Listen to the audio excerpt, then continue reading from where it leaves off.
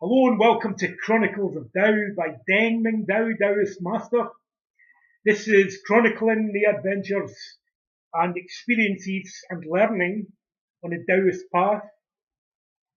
When Master Sai Hung was a young boy, well, he's about the age of 17 or so at this point in the book, and he's meditating in a cave for, I believe, several months on the Grand Master's instructions, and he encounters all kinds of strange and magical creatures. So each of them has a lesson. One day, Sai Hung, leaving the chamber, crossed a large stone bridge that vaulted the stream. He noticed an old man and an old woman at the other end.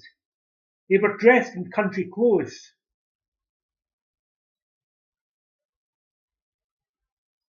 The man's snowy hair was put up in a topknot and he carried a long pipe. The woman had white hair that hung down to her heels and she carried a straw broom. They greeted him. We are bamboo trees over 2,000 years old. 2,000-year-old trees are possible, said Sai Hung, but bamboos cannot be people. I see by your clothes and talisman that you're a Taoist, said the woman. You should know such things are possible.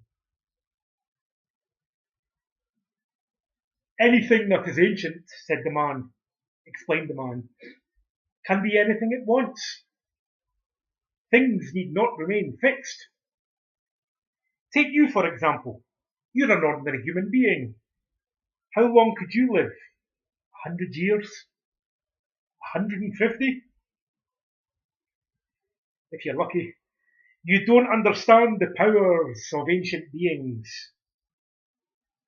You're a Taoist, said the woman, smiling, and we know all Taoists seek immortality. We can confer immortality on you, and you can see for yourself the power of ancient things. You will have abilities to do things you cannot even imagine now. Nothing is free, said Sai Hung. What do you want in return? Ah, a straightforward fellow, exclaimed the old man. You would only have to be a bamboo for a short period in our service. We can transform your healthy body into a vigorous bamboo that would reproduce and cover the earth with bamboo forests. After you had propagated bamboo everywhere, you would not only be immortal, but you would be able to fly, transform objects, become invisible, enter other dimensions. Why, you'd rival the gods themselves. Follow us, believe in us, and you'll become immortal.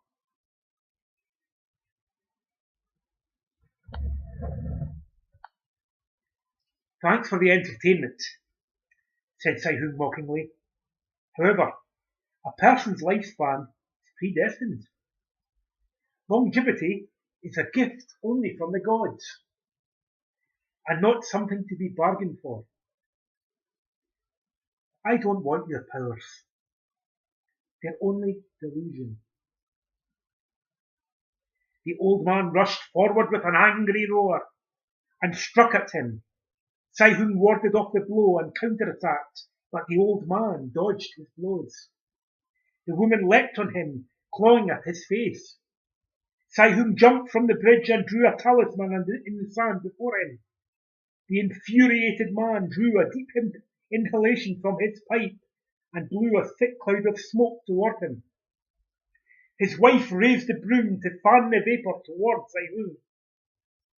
You are demons, shouted Sai Hung as he pointed at them.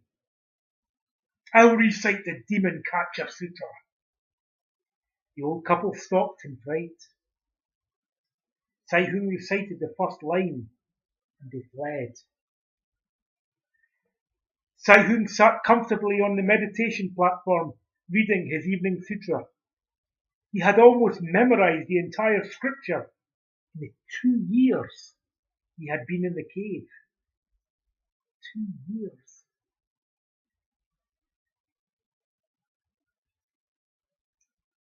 The oil lamp burned brightly, and he was almost completely immersed in his contemplation, when something caught his eye. On the opposite bank was a young woman with a basket. She was a willowy figure, dressed in a peach-coloured silk gown and a diaphanous cape. Her presence was a rich contrast to the roughness of the cave. Sai-Hung looked more closely at her face. She had large brown eyes that radiated a hypnotic feline quality. Her skin was as smooth as satin, and the trace of blush on her cheeks was a fainter echo of her full red lips. Her lustrous black hair, perfectly coiffed, was like a cloud pinned with gold. Seeing Sai-Hung, she placed her basket aside and shyly pulled a rose-coloured scarf from her sleeve. Veiling her nose and mouth, she stood at the water's edge. "Oh, sir," she cried out, "how fortunate I am to have met you. I'm afraid I've lost my way." Sai-Hung looked at her in alarm. He put his hands into a protective prayer gesture. She paused almost imperceptibly when he did that. "Oh, sir, won't you please help me?" she repeated. Sai-Hung recited a sutra for protection. The woman stepped back. "Why recite that?" she asked in a hurt tone. "There's no need. I won't harm you. Here, I'll entertain you with a dance. Perhaps that will reassure you that I'm only an innocent girl." Singing in a clear voice, she began a graceful dance. Her every note was perfect, her movements flawless. She seemed to be the very embodiment of femininity. When she finished her dance with a gentle bow, however, she saw that Sai-Hung was immobile and still reciting. "Ah, you're an ascetic, I see," she said. "If that's what you're interested in, let me tell you that I have achieved power far beyond what you can ever hope for with all this dreary sitting. I can control the 5 elements. I can command wind and rain. Limitless wealth is mine at any moment. I have everlasting youth and beauty, and I enjoy the boundless pleasures of love." Doesn't that far surpass your tradition? For instance, it's saying that a Taoist remains poor, and even if he manages to acquire immortality, he loses beauty and youth. Your tradition also includes celibacy, believing that abstinence will maintain vitality. But I, far from weakening with love, become stronger, as do my lovers. Look at yourself. You're muscular, strong and handsome. It's obvious that it isn't your destiny to remain a begging, ash-covered monk with matted hair, but to become a great prince. Instead, come with me, be my lover. Not only will you know for the first time the pleasures of a woman's love, but you shall gain powers far surpassing your masters." Sai-Hung continued reciting. The woman sighed. "Why put on this silly show, sir? Don't you believe me? Or are you the type that only believes in what he sees?" Sai-Hung broke into a sweat from the effort of recitation. He tried to bring his resolution to the fore as he apprehensively watched the woman. She turned away from him unpinning her hair. As if the cloud of her hair had burst and rained perfume, Saihun breathed in an exciting fragrance. She turned toward him and slowly removed her cape and outer robes, until she stood only in her underrobe. Never taking her eyes from his, she slowly undid its ties. Saihun saw the translucent skin at her neck swoop downward into an expanse, warm nakedness. Her body was perfect, from the soft slope of her shoulders to her full breasts, over her slender hips down to her long, shapely legs. She could have been made of jade and gold. She used her flowing hair to veil herself, but it was the contrast between that curtain and what lay boldly open to Saihun's gaze that made the dance of her limbs the most maddening.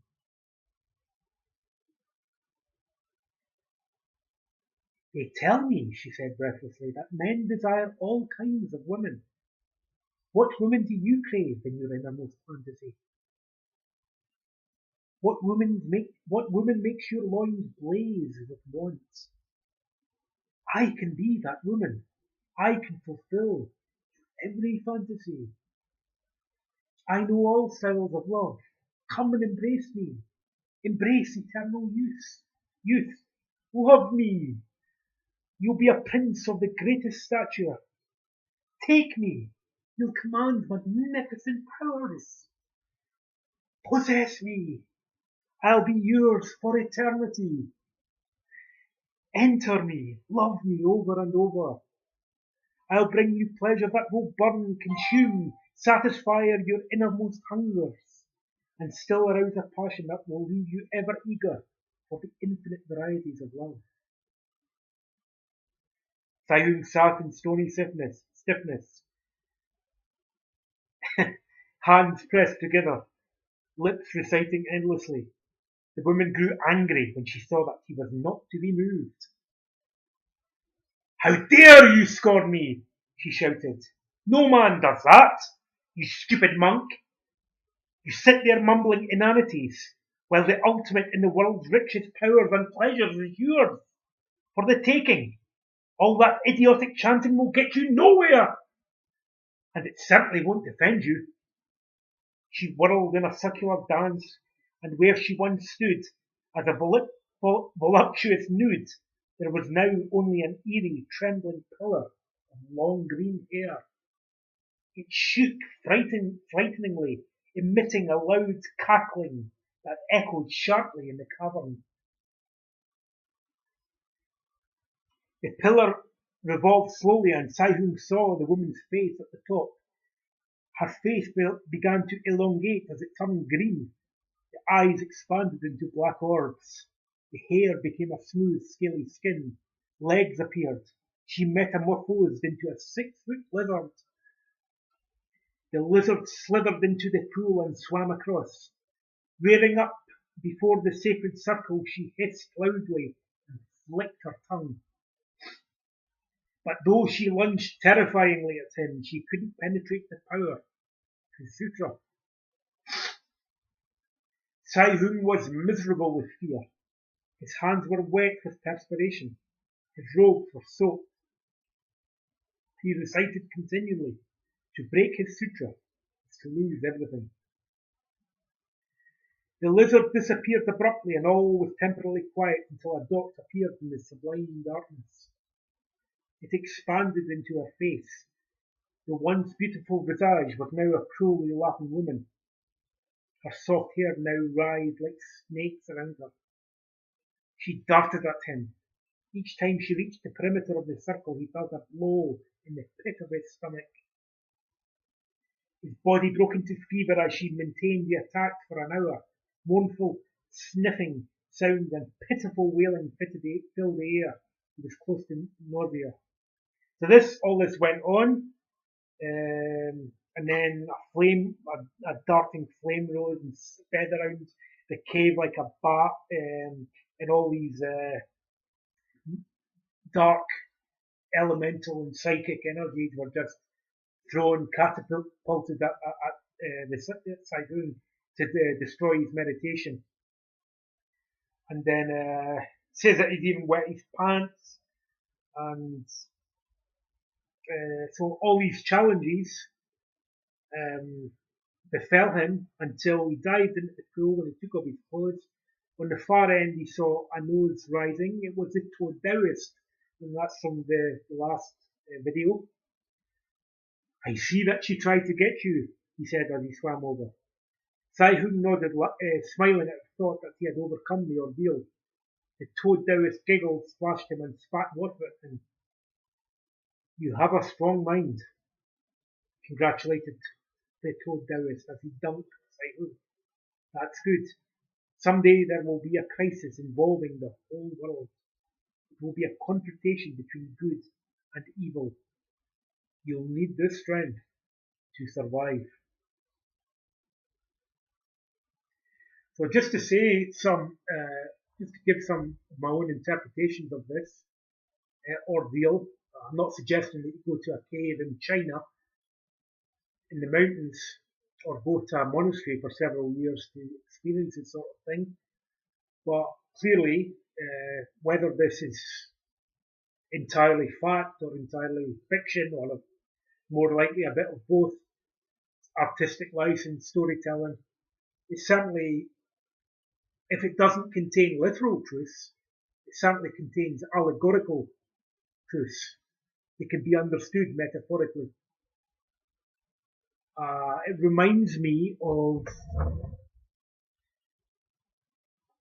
when the Buddha was sitting under the Bodhi tree in Bodh Gaya, just before he attained enlightenment, and Mara, the Buddhist version of the devil, was firing these poisonous arrows and charging at the Buddha with cavalry, with men holding lances and spears, and the Buddha just sat there impassively, not reacting in anger, because a Buddhist saying or parable is that enmity only produces more enmity, that you cannot really win a war by fighting more. So he sat there impassively until, and all the weapons not only couldn't penetrate that spiritual psychic shield, whatever it was, but the weapons themselves turned to flowers, beautiful flowers. In a way, this is the opposite of what happened here, because the demon, in the beautiful woman's case, the one that turned into a lizard, she originally appeared being the very embodiment of femininity, of womanhood, offering them pleasures, all the pleasures of sex and love and all the things that are basically denied to any monk, renunciate, ascetic, anybody that chooses the via negativa. And they're designed, to break your commitment, to break your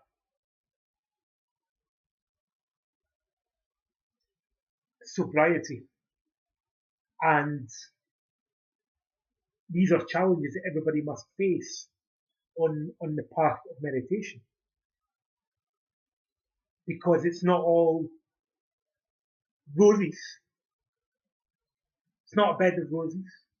It's not a garden of flowers. It's not about beautiful women and wealth. These things might come to you, but they're certainly not the purpose of the path. And if you're an ascetic, well, you're not allowed to. You desire to get off the wheel of life entirely. That's not my path, but it certainly is an age-old respected path.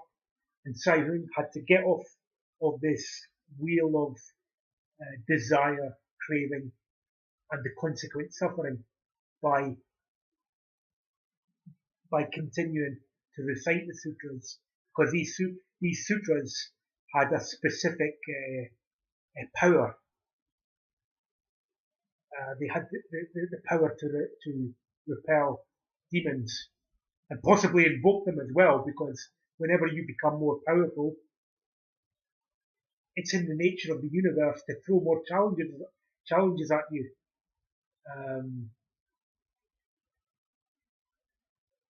Without adversaries, how can one cultivate? Without hardships, how can one develop endurance, forbearance, wisdom?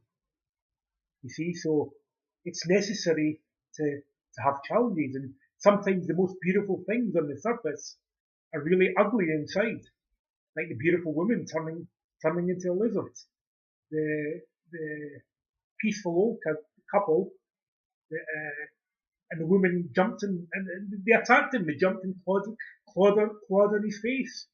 The old man was aggressive towards them because he wouldn't accept what they were giving him. He wouldn't accept that he had to become a tree and cover the world with bamboo. What's that about? So just because somebody offers you immortality, offers you wealth, you should beware. You know what I mean? If you see the Buddha on the road, kill him. That's the Zen saying, So we've got to be on the guard, be on our guard the sense doors,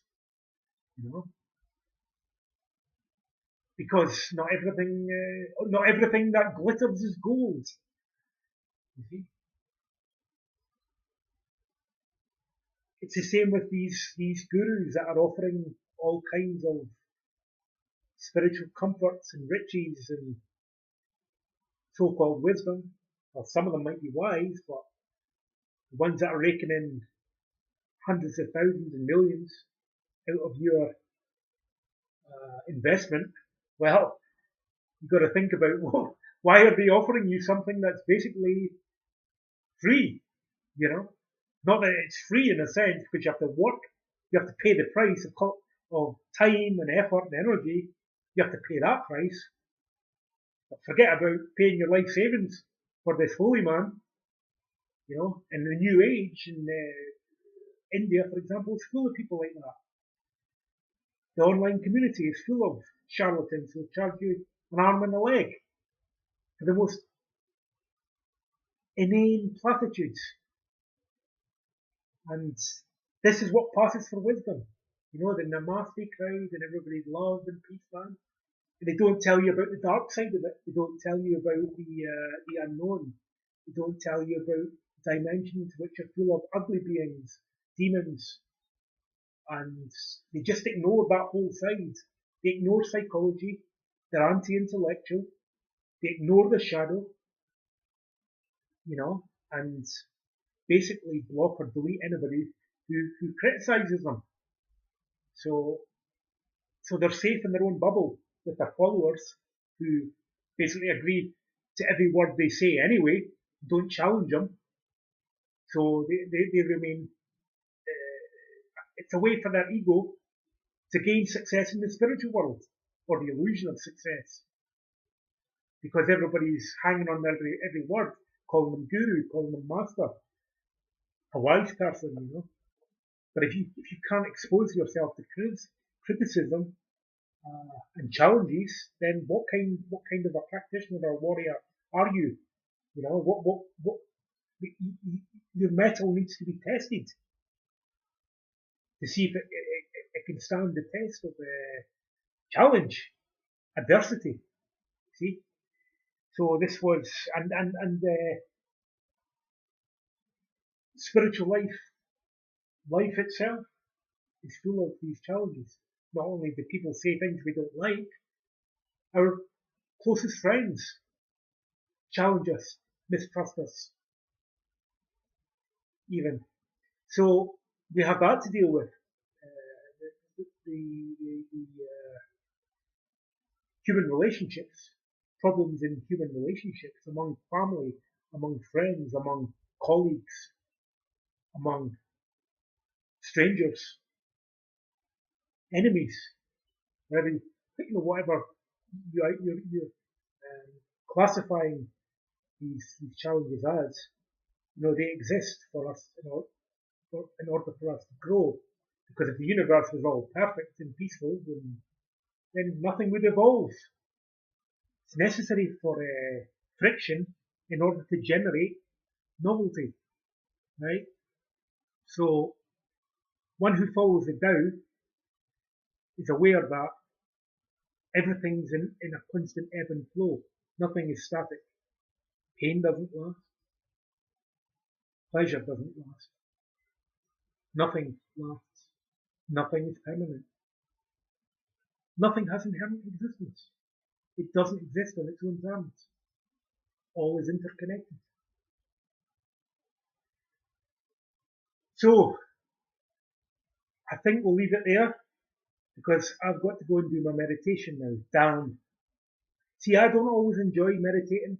I don't enjoy going to the gym. I don't necessarily always enjoy my qigong.